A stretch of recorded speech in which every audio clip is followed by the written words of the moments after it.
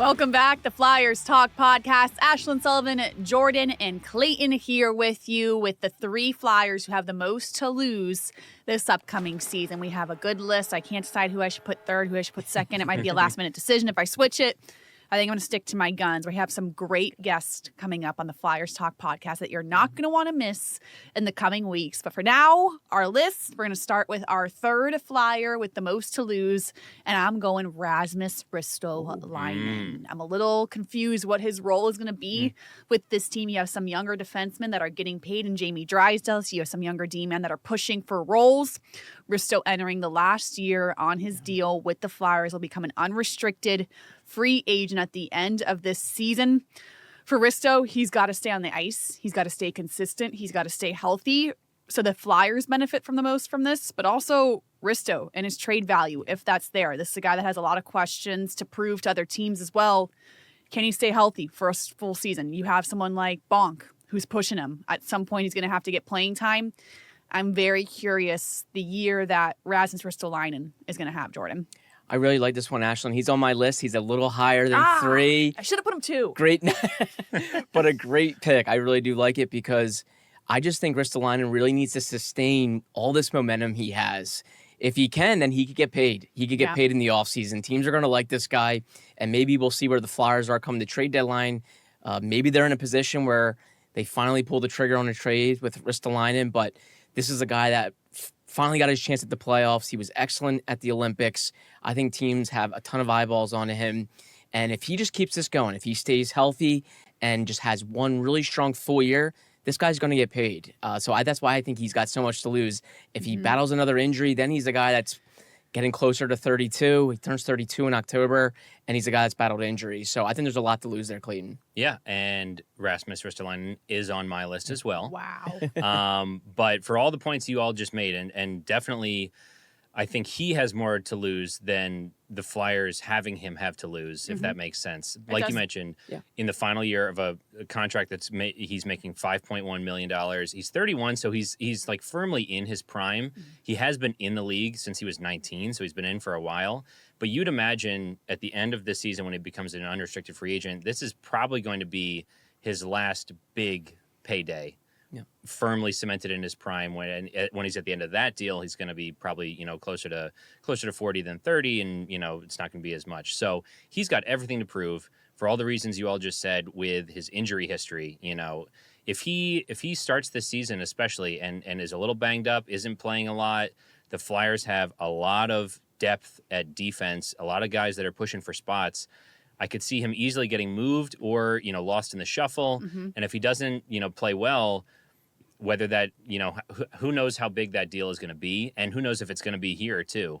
So I think if he comes out and has a great start to the year, plays well, especially if he's on that top pairing with Sanheim that he was to finish the season, he could earn himself a nice paycheck.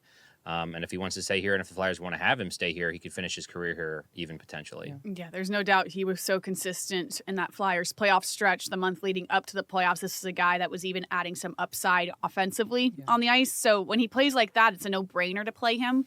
It's just the consistency that will drive you nuts with Risto. Jordan, who's your third? Ashlyn, I have Nikita Gorbenkin. I know it's not a juicy name. But if you remember last training camp, he was kind of the big young name to come out of camp and make the roster. And I thought he opened eyes when he got his chance in the lineup. Sometimes played in the bottom 6. I think fans wanted to see him play a little higher than the 4th line. But now, out of nowhere, he had an injury. He finished the season hurt. And then all these young wingers came up and made noise. Denver Barkey, Porter Martone, Alex Bump. Tyson Forster's now healthy for a full season. Gorbenkin was playing more because Forster got hurt. So the competition is really crowded for him. Gorbenkin's going to get a new contract. He's a restricted free agent, but I just really wonder what his fit or role will be, especially with all these young wingers just kind of taking the bull by the horns. And now it just looks like Gorbenkin might be on the outside looking in. So I think he's got a lot to lose. If he can't stay healthy, if he doesn't open eyes early, I think he might lose his lineup spot and maybe even just his spot in the organization. You wonder if the Flyers eventually will figure, hey, we're not sure if we can keep this guy. Yeah, I think I like that pick a lot do for too. all the reasons that you said. And I think when the Flyers made the trade, he came over in the Scott Lawton trade with Toronto's first round pick in 2027, I believe. Yep. Um, at that point in time, he, was pretty firmly at the top of the depth of their prospect pool at wing, I think. And especially league wide, I think he was considered someone who was ready to break through. Fast forward to today, like you mentioned, Jordan, after the injury that he had and, not playing in the playoffs, who knows what his role is on this team, even if he slots in to the lineup on opening night, depending on how things go in training camp and who pushes for a spot. If he can seize the opportunity that he has and put up some good numbers, I could see him, really kind of cementing himself. I think when he did play last year, I think he was noticeable. Like he plays with some jam. He's got some offensive upside, but he definitely, isn't afraid to use his body and throw his physicality around. But who knows what this contract's going to be too. Yeah. I think it's curious that they haven't signed him yet. Yeah. But who knows what this contract's going to look like and what his spot on this team is going to look like. And if he doesn't come out strong to start the season, who knows, what his future looks like as a part of the organization. I like it, and it's going to sound strange. I almost put Bump on my list because remember last media day, he was a lock to make the team. Yeah. We thought for sure he was going to have a spot, and he doesn't make the team. He had a pretty brutal camp. He'll admit it himself. He did not have a great training camp last year. When you look at the trio of Bump, Barkey, Martone, I lose my B's. There's a lot of them options. A lot of them. I fear if Bump doesn't have a good camp and doesn't solidify himself as a regular on this team, he's going to get separated. And that's where I think maybe Gurbankin has a chance where if Bump has a good camp, he's got to be the guy. But I worry at times, it seems like the moment at times is too big for him, even though he performed so great in the games he played later in the season. He didn't have a good camp last year. And I think he still needs another good camp to kind of solidify his role. That might be Gurbankin's saving grace. Yeah, that Gurbankin, that was kind of the case last year, Ashlyn, as you mentioned. Bump did not have a good camp. Gurbankin did. And that was the guy that took the job. Difference, so, I agree. That might be his avenue is some of the young players that made their case last year. Maybe they don't have a great camp. Gurbankin kind of comes out fast and can take a job. I don't think the Flyers are forgetting about Gurbankin, but he kind of did get forgotten about towards the end of last season when they went on the playoff push. All these young kids were factoring in, and Gurbankin unfortunately was hurt. But Clayton, how about you? Who do you have at 3? So for my number 3 pick, I'm going with Nick Seeler. Ooh. I think he, as we all know, he has a very clear and important role on the team when it comes to leadership, when it comes to doing the dirty work. But as we mentioned, I think for a similar, rationale for Rasmus Ristolainen, they have a lot of, defensive prospects that are pushing for spots now, like Oliver Bonk, David Jiricek. You've got, prospects that could be pushing for spots soon, like Spencer Gill, Carter Amico. And here's Nick Seeler, who's making $2.7 million, is not like an insignificant amount of money for a guy whose career high in points is 20, who doesn't play on the power play. I'm not saying that he's a guy that I could see the Flyers moving, trading mid-season, because like I said, I think he's very popular in the locker room. I think the organization likes him. But you've got a lot of people, a lot of defensemen that I think could offer a lot higher upside, a lot higher ceiling than Seeler, that could end up getting playing time over him if he doesn't, come out to start the season strong. So I think that's a bit of a hot takey pick, I would say. But, I think they're so loaded at D, and they have so many people that I'm sure they want to play. Like I imagine they want Bonk and Jiricek to come out of camp and earn spots and play. Somebody's going to have to come out of the lineup if that was the case, and I think Nick Seeler's a prime candidate for that. If Bonk and Jiricek earn a spot, then I think it's absolutely Sealer's spot that is lost, Jordan. I don't see, you have York, you have Drysdale, you have Risto, you have Sanheim. Yeah, it's going to have to be Seeler, where I see Seeler maybe taking a step back and being more of a role player rather than how consistent he's been for seasons here. Yeah, Clayton, I actually had him as an honorable mention guy. I almost had him at number 3. I went with Gurbankin, but I agree, Ashlyn and Clayton. And I think the interesting thing with Seeler is in the first 2 years of his deal, he had a no-trade clause. The final 2 years, he has no trade protection. And I just think this is a guy teams will really covet. If the Flyers take a step back, say Seeler, is not playing his best and the Flyers take a step and they want to cash in maybe on his value at the trade deadline, he'd be really attractive to go get because $2.7 million is not that much. That's a cheap deal for teams to take on. there will be some team control. He's got 2 years left on his deal, and I just think teams would really like his physicality. He's in your face. He defends guys. He's a culture guy. So he'd fit in any locker room. Yeah. Yep. And for many reasons, the Flyers obviously have young kids coming up that maybe want to get a job, and one way to maybe open the door for them would be make a trade here. And Sealer obviously he's getting a little older. He's 33, and the time might be ticking a little bit on his career. So this is just a classic case of maybe wanting to trade this guy to get on his to hit on his value now. But I really like Nick Sealer. I think he's a great guy and a good player too. And let the record show, I hope he does. I hope they don't move him then. They're not in a position where they need to move him, because I think he serves a vital role in the team. Yeah. But for all the reasons he said, I think he's got a lot to lose. And the other part of it too, I forgot to mention, they also traded for a defenseman this offseason in Simone Benoit. Yeah. So who's, a bigger guy who brings more physicality. Obviously they're focusing on big defensemen right now. So it's a log jam of defense, and I'll be very curious to see how it shakes out to start the season and how different it is from where we start and where we end up. Yeah. They all of a sudden have a surplus of defensemen and wingers, where 2 years ago we never would have said that. It shifts so quickly. All right, let's go to our number twos. And I opened this up to the coaching staff. I never want the coaching staff to lose their jobs or diminish a role, but I'm just looking at this big picture.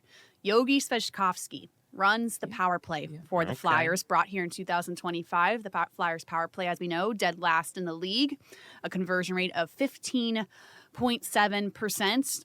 If it does not get better, I don't think Yogi doesn't work here anymore, but I think you're going to have to put someone else in charge of this power play. You can only do this for so long. We know that this problem is before this coaching staff. It was through John Tortorella and many other coaches before that. But at some point, this has to get better. And if it doesn't get better, you can't change personnel as often as they have. I think it would be the coaching staff moving a different responsibility. Actually, I love the creativity here. This is true. I mean, the coaches need to have some pressure on them with this power play. It's and so bad. They've gone through so many coaches for the power play, and Jay Verity even coaches some of the power play as well. But I believe it's led by the man you mentioned, Ashlyn Yogi Svekowski. And how many times do you run it back with the same coach? And I think the one reason you have to start looking at the coach a little bit, Clayton, is because they had some players now, like Zegras, Mishkov. Now they're going to have Martone. Like, they have some talent. I don't think you can pin it on like a lack of talent anymore. Eventually, they got to find some answers. And if it's not coming from the coach, maybe that's the next step, is finding someone else outside the organization to come in and coach it. Yeah, I totally agree. And like you said, I think in years past, you can definitely make the argument that a lack of talent factors in. But to your point, whatever the top power play unit looks like this year, that is a unit that should be able to put up some numbers. And if it's not, something's got to give. I think it's been beaten into the ground, I think rightfully so, with the team about how bad the power play was. And, was a glaring part in the playoffs, especially against Carolina, being unable to score on the power play. The other part of it, too, is that, changing the coaching staff on the power play unit is always going to be easier than making trades with players on the ice. So, if there was a make or break season for whoever runs the power play, it's this season for sure. So I like that pick a lot. Yeah, it can't remain this bad, and someone's going to have to take responsibility for it. And I see who runs the power play, unfortunately, as the responsibility holder of this right now, which I would not want to be responsible for this power play right now, but someone's got to be. Jordan, what do you got? No, actually, it's funny. I remember when they hired him, I was like, God bless him. God bless him. This is a It's a role with tough a job. microscope placed squarely on it. So, and I think they're trying to include everyone. Rick Tocchet talked about trying to get Mark Recchi in here and helping. They have guys like John LeClaire, Patrick Sharp, Danny Heatley. I don't know if it's too many cooks in the kitchen or come this season, they just can't make changes. And I'm not sure what the issue is. It's really perplexing, but that's a really good pick. It's one of the biggest mysteries in hockey. It really is. It is. How could it remain this bad through so many coaching staffs? And maybe one guy that could help it is Ristolainen, and that's who I had at number 2. So we talked about him. I think there's a ton to lose there, obviously. But I think it would be so intriguing to see if Ristolainen can just keep this going. If he can play a full season at what the level he was playing at when he was healthy, man, that's a really good player. And who knows? Maybe the Flyers are actually considering re-signing him if he stays healthy and if he's effective. I think of Flyers fans when you say that. Yes, I know. They're probably thinking, Could you imagine please. if they re-sign him to another contract? Yeah. Because right now his contract doesn't look that terrible anymore. Where at the time it was like, what are you paying this guy? Yeah. Yep. Now it doesn't look that bad. But then to re-up, Flyers Twitter would be something. They certainly would. But it's deserving. If he plays the way that he played down the stretch last season, he is so deserving of a new contract. Yeah, and I wouldn't put it outside the realm of possibility if, it's not like he's 35. He's turning 32 in October. Yeah. And maybe he comes back on a decent deal where it's like a little team friendly and he says, I like it here. I don't want to go anywhere else. I wouldn't rule it out. But yes, we talked about Ristolainen. I think there's a lot there to lose, and we'll see where this one goes. But Clayton, how about you? Number 2. Yep. Ristolainen was at number 2 There for we me go. as well. I almost switched him. Thank goodness I didn't for the purpose of the conversation. But yeah, like we all said, I think, financially he's definitely got a lot to lose. A lot to gain, for sure. A lot to lose. But I was just wondering, too, before we started talking about it, like, what happens if he plays great and is deserving of another contract? Like, would they actually re-sign him, given all the history we've had? But, I mean... I don't think so. It's such an interesting... It's just so... They are so loaded with guys that are pushing for a spot right now. That's why I don't think they pay him. Because they don't technically need him, the spot. Yeah. Where I think another team would be more inclined to pay him, needing a strong starting defenseman like Risto. Yeah. And I think David Jiricek is in a similar mold as Ristolainen, as a big defenseman who's got... I think Jiricek's got a better shot from the point. Yeah. The Flyers went out and traded for him last year. I imagine they want him to play, to be on the team, to earn a spot. Like we said, something's got to give with defense if Bonk and Jiricek want to push for a spot. But he's got a lot to lose. But he's not any of our number ones. No. Ashlyn, who is your number 1? My number 1 is Jet Luchenko. Oh. This was the 13th overall pick at one point. Yeah. Besides Matvei Michkov, the number 1 question I get from Flyers fans is, what happened to this guy? Yeah. This was supposed to be a key contributor to the Flyers roster. Where is he? What's he doing? No one knows anything about him. I just think if he does not have a good year, whether it's in Lehigh Valley, whether it is a couple games with the Flyers, I fear he is in danger of getting left in the dust. This is a guy that had off-season surgery. Everything we're hearing is that he's fully healthy to have a great training camp. He needs to have a good camp. He needs to show the offensive upside that he has. He needs to produce more points. I don't know where he fits right now, but the 13th overall pick has got to have more production in the Flyers organization, even if it's not for the actual Flyers in the NHL, even if it's for Lehigh. You just never hear about this guy. You never know what's going on with him, and fans have completely forgotten about him.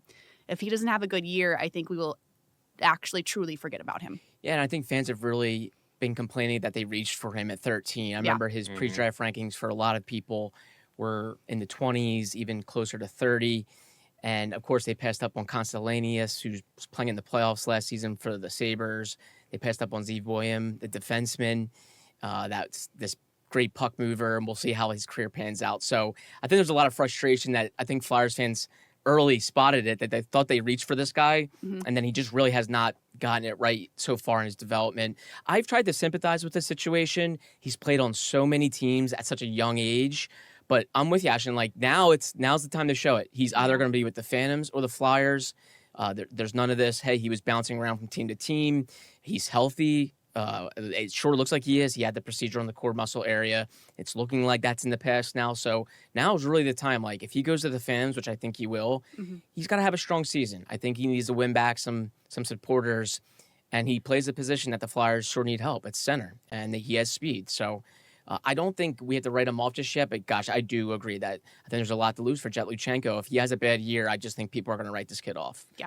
Yeah, and to build on that as well, because Jet Luchenko is my number 1. Oh, wow. I thought that was going to be out of nowhere. That's amazing. No, that was good. Yep. So I like that pick, Ashlyn. Yeah. As you should. Yes. To build on that, like, it's funny. I don't think it's fair to say that this is a make or break season, given that he's still only 19 years old, which is crazy to think about. But this is definitely as close to a make or break season as it gets for him. He's been given chances to make the team. He's been on the opening night roster the last 2 seasons.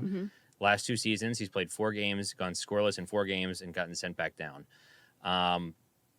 Like you said, 13th overall, this is someone who, when the team drafts someone at that slot, you are expecting them to be an impact player in the lineup. And he hasn't been, and I think it's been a little concerning. I think, this has been talked about a lot too, but like, he hasn't necessarily lit it up at the junior level. 2 seasons ago, he had 56 points in 46 games with Guelph, which is, fine numbers. And at junior hockey, the best guys are putting up more than that. Last year, obviously, he bounced between 2 teams. He had some injuries. He took a step back in point total, 43 points in 38 games. And I think part of it, too, like we've said, is that the Flyers have put a real emphasis on drafting centers in the last several drafts. And now, I don't want to say that they're not loaded at center in their prospect pool, but they have a lot of centers in the pool who could very easily jump him in the pecking order. Like when they're looking for a call-up for a young guy, maybe it's, hey, we're calling up Jack Berglund, not Jet Luchenko. Yeah. Or Jack Nesbitt or Cole Knuble, I think they envision as a future NHL player. So, and something else that concerns me too is this core muscle surgery that he had is something he said had been bothering him for several seasons now. Core muscle injuries and surgeries are never cut and dry. No. Like that is, especially, we've heard those go wrong. Especially in the NHL. Like that is a really tough area to get worked on. So like you mentioned, Ashlyn, I think he does need to come out and have a great camp. I don't think he necessarily has to come out and earn a spot, but he definitely needs to impress and play well in his first season with the Phantoms, assuming that he's there. Yeah. And I think that is going to be a little difficult coming off this surgery. I mean, all reports are, at least he says that he's going to be fine for camp. That's the plan. But like I said, it's weird to call it a make or break season for a 19-year-old, but I'm sure the organization wants to see him make some kind of impact, some kind of noise to show that, hey, I'm still here and push for a spot, I don't know if it's necessarily this year, but next year, because they spent a lot of draft capital on him and the expectation is that he's going to be on the team and be an impact player. We never hear about him. We never talk about him. He just gets forgotten about, and that's unfortunate for a guy that has such talent. He's got to show it more consistently. So that is one that is definitely something to keep your eye on. Jordan, who's your one? Ashlyn Clayton, I thought an obvious one, but I think you guys had him on the most approved, so I get maybe why you didn't pick him. Matvei Mishkov. Yep. That's why I had him on my most to lose. I thought about putting him on both for what it's worth. Yeah, I think you can. That's allowed? Yeah, right. Is it allowed? I guess we didn't go over that. Well, we didn't go over the rules. Say it's allowed. Yeah. There we go. So I just think there's so much to lose here because, of course, it is going to be a contract year for Matvei Mishkov, and he's seeing other guys, top guys in his class, get paid. Leo Carlson, Connor Bedard, Adam Fantilli is going to be getting paid soon. He's a restricted free agent. So if Mishkov bounces back and looks like the rookie version of himself, he's going to get paid, and he's going to look like a major part of this future. But if he has another tough season, that's back-to-back tough seasons, that outweighs the one great rookie season. Maybe you start debating a little bit about his future here. And of course, I don't think he's going to get paid the same money as some of these other guys are getting. I don't think he's going to be getting $18 million or anything, but he's got a chance to get a big-time raise if he rebounds and looks like this dynamic guy that was pegged as like a top 3 talent in that draft when he came out in 2023. So I just think there's so much to lose. But from many accounts, it sounds like Mishkov's working hard this offseason. He's going to be in shape. And I think there's going to be a bit of a vengeance tour. I mean, even Rick Tocchet used that term after the season. He said Mishkov was already on the ice, and he said it felt like it was kind of a vengeance thing. So I think the Flyers would love if he came out, and I think they would have no problem paying him if he looks like the guy that was that great rookie that we saw. The Flyers, want to pay him. Yeah, they should want to pay him because this looks like their screw up if this doesn't go right. Yep. This is the guy that they want to give the second contract to that's supposed to be on all the posters, all the T-shirts, all the jerseys. Yep. And right now it's not panning out how they planned. But Michkov, that's why he has so much to lose. He can be that guy. He can be the poster child that the organization needs so bad. If he doesn't live up to it, think of the opportunity that he missed out on, Clayton. Yeah, and it's crazy to think Leo Carlson, same class, and the money that he's making now. And, I don't think there's a world in which Mishkov gets signed to an $18 million deal if he has a good season. But if he goes out there and lights it up and, proves whatever doubters wrong coming off of last season, he's going to get a big contract because the Flyers, I'm sure, want him to be and probably still view him as a pillar of this next generation of the team for the next decade of the team. Yeah. If he comes out and like you mentioned, and like we've talked about, he has 2 bad seasons to outweigh 1 good season, like what does that next contract look like? He's gonna miss out on a lot of money. Yeah. And I think that, like we've said, they've got a lot of depth at wing now. A lot of people that are going to be pushing for that first line spot, that power play spot, and also the amount of confidence that the coaching staff has in him. I think obviously that's been talked to death about Rick Tocchet's impression of Mishkov and how he uses him and the benchings and the playoffs. Like he, the amount of trust that the coaching staff has in him is going to be dictated by his work ethic and by his production on the ice. Which is, which he can control, obviously, to a degree. But like we've mentioned, all reports is that he's coming out with a vengeance. He's putting in the work this offseason to have a great start to the year. And like you said, Ashlyn, I'm sure the Flyers want nothing more than to write him a blank check because he just had a ridiculous season. Yeah. So he's got a lot to lose and a lot to prove. Yeah, and Clayton, I'm glad you brought up Rick Tocchet and the coaching staff. Like, I didn't even mention that. Like, let's not act like it was perfect between Tocchet and Mishkov last season. It wasn't. We all know what happened. I thought some of the criticism for Tocchet at times was unfair publicly, but it got better at the end of the season. But yeah, Mishkov's probably got some things to lose in how the coaching staff feels about him. If he doesn't kind of answer the bell, if he doesn't do some of the things that coaches are looking for him to do, who knows, how the Flyers maybe feel about him after 3 seasons. Either it could be, yes, we love this guy. This is the guy we picked up at the airport with our GM and president. This is the guy that had his sticks carried by the GM at the airport. Yeah. Or it's maybe, wow, back-to-back seasons and things aren't really jobbing with the coach. Maybe we had to think about this a little bit further. But I think Mishkov's going to look much more like himself and prove that he's a pillar to this thing. He has a great opportunity, and it is something that first day of camp we will have all eyes on Mishkov and the shape he's in and how he's skating. I'm excited for that. But those are 3 Flyers who have a lot to lose this upcoming season. As always, get involved in our podcast. Scan the QR code. Leave us a voicemail. Send us an email. Let us know what you're thinking here on Flyers Talk. Like we said, we have some great guests coming up to talk hockey in general, the upcoming season for the NHL, and, of course, the Flyers. So you don't want to miss that. We'll see you next time on Flyers Talk.